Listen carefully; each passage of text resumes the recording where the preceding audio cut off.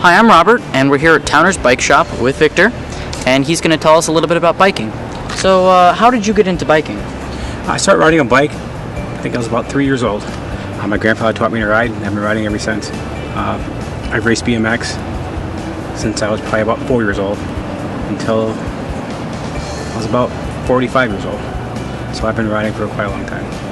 How old do you think people need to be before they're allowed to street bike? Generally, you should ride on the road, but there is an age point where your parents probably don't want you riding on the road, and a safety issue. So it's kind of up to your parent, you know. I mean, I would say a kid junior high school should probably be riding on the road. Elementary school kids should probably be on the sidewalk still, unless they're with a parent or an adult.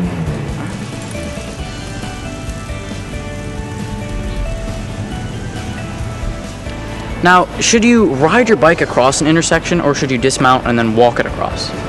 If you're on the sidewalk, New York State law says you have to dismount your bike to cross the street if you're on the sidewalk.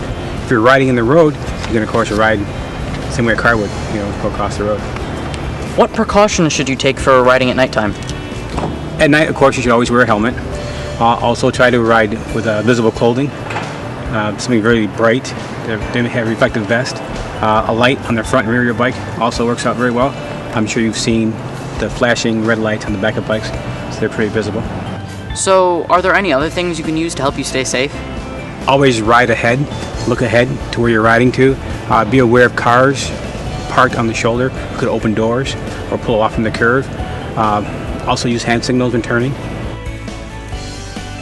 As you know, a bike doesn't have signal lights like a car or a motorcycle, so you have to make a right-hand turn, you have a right, and there's a left, pointing to the left, and then stopping is like this, or slowing down, stopping.